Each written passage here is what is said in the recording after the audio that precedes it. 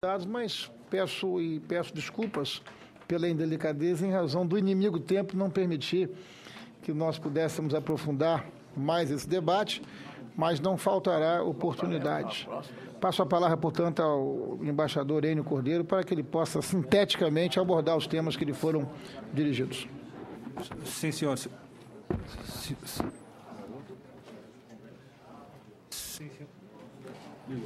Ligou. Sim, senhor senador, muito obrigado.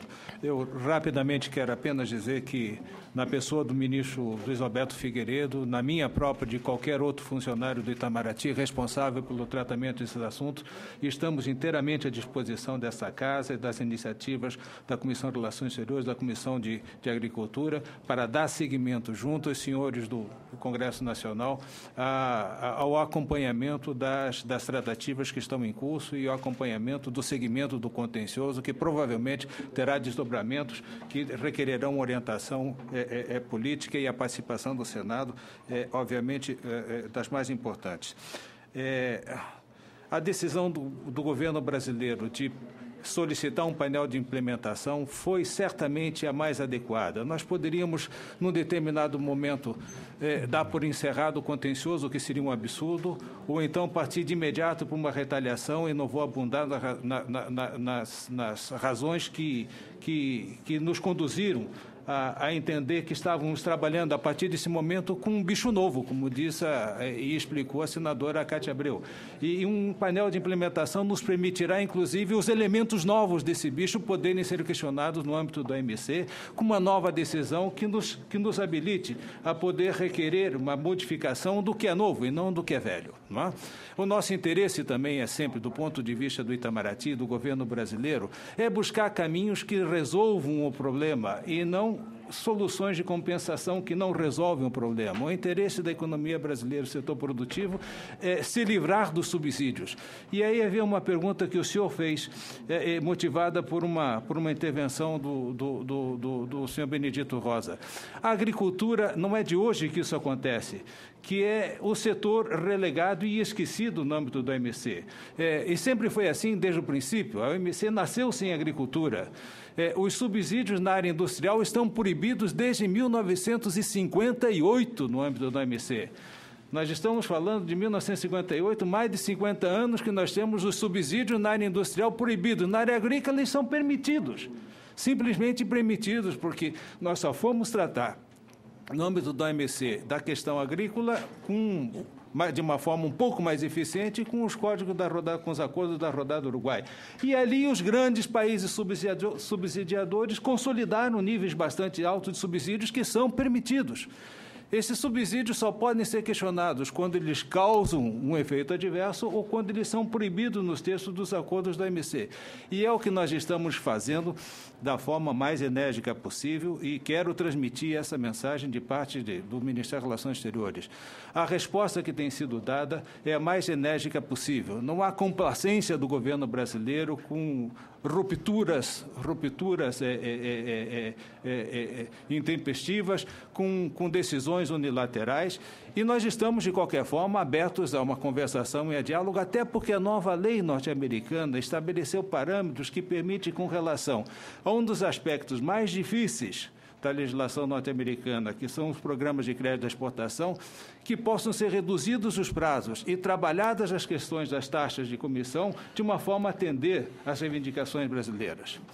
Eu gostaria de responder diretamente a duas perguntas da senadora Ana Amélia, porque ela dizia respeito especificamente a alguma coisa do Ministério. Senadora, com relação ao meu colega Roberto Azeredo, ele não é parte desse contencioso, nem como juiz. Ele é chefe do secretariado da OMC. E, como tal, não seria próprio que tomasse nem um contencioso que o Brasil é demandante, nem um contencioso que o Brasil é demandado, alguma posição pública. Não é? Eu sei onde o coração dele está, mas isso não é nada que se possa revelar publicamente. Com relação à questão do tabaco, eu vou levar ao ministro Figueiredo a sua preocupação com relação ao interesse do setor privado de participar das preparações e se possível, da delegação brasileira à reunião de Moscou.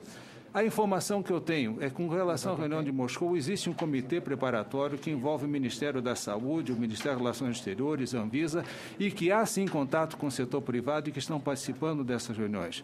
E com relação aos painéis, sobre a questão da lei australiana, nós somos terceira parte nos painéis e estamos em contato com o setor privado, definindo juntamente com outros setores do governo as posições que, como terceira parte, o governo brasileiro levará.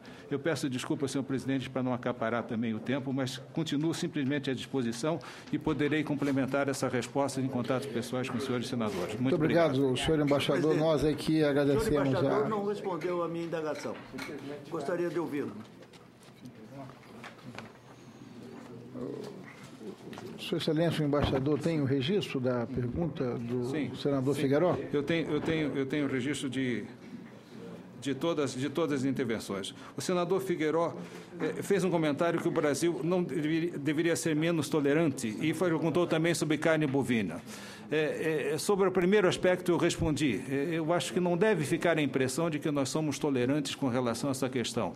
Desde o primeiro momento, em cada passo, têm sido passadas as mensagens e as respostas e as reações mais enérgicas de parte do governo brasileiro. Evidentemente que tudo isso dentro dos limites do que é a convivência civilizada, não é? Nós podemos reclamar e nós podemos reagir dentro daquilo que são os parâmetros que os códigos da OMC nos permitem fazer. E é nesse caminho que estamos. Especificamente com relação à carne bovina, senador, quando nós tivemos no ano de 2009 uma decisão favorável ao Brasil e que nos habilitou a dar início à retaliação, o governo norte-americano, para evitar a iminência da retaliação em bens, em propriedade intelectual e serviços, propôs um acordo que foi aceito pelo setor governamental e pelo setor privado brasileiro, que redundou na criação do fundo IBAS e que redundou numa série de acordos que estão consolidados nesse memorando de entendimento e no acordo marco. Paralelamente a isso, houve um acordo com o governo norte-americano de que resolveria também os problemas de acesso das exportações de carne brasileira para o mercado norte-americano. E, especificamente, dois compromissos foram assumidos. Um com relação à carne suína do estado de Santa Catarina e outro com relação à habilitação de estabelecimentos de 14 estados brasileiros para exportação de carne bovina. Esse assunto arrasta-se desde então, e nós estamos em intensas negociações do Ministério da Agricultura com o Departamento de Agricultura do governo dos Estados Unidos. O ex-ministro de Agricultura esteve, há poucos meses atrás, nos Estados Unidos, tratando especificamente dessa questão. Nós estamos no aguardo de que, nos próximos meses, possa ser editada a regulamentação interna nos Estados Unidos que habilite as importações brasileiras, as normas sanitárias que habilitem as importações de carne in natura brasileira. Era sobre isso que estava me referindo. Muito obrigado.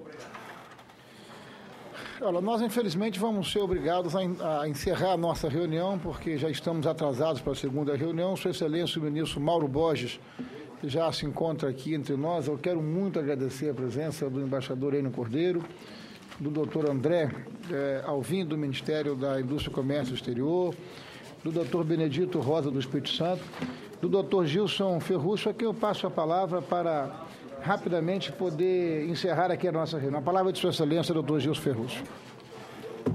Bem rapidinho, senadora, a nossa integração com ministérios a respeito do caso é total, por isso nós tivemos grande sucesso nesse caso. Nossos economistas, econometristas, advogados estão sempre conversando e interagindo. Por isso que a gente chegou ao sucesso do caso. O maior competidor nosso do nosso setor não é os produtores americanos, é o Tesouro americano, porque plantar algodão, essa turma que está aqui é especialista, a gente é bom, produz algodão com produtividade e qualidade. O nosso concorrente é o Tesouro, lá é difícil. Infelizmente, não dá para competir. Nem o Brasil compete. Nem o Tesouro brasileiro. Nós vamos vamos interromper a nossa reunião por 5 minutos para que nós possamos desfazer a mesa e em 5 minutos nós estaremos retornando com a presença do ministro Mauro Borges para debatermos os rumos do Mercosul face à negociação emperrada do nosso país, do bloco, com a União Europeia. A reunião fica suspensa por 5 minutos. Muito obrigado.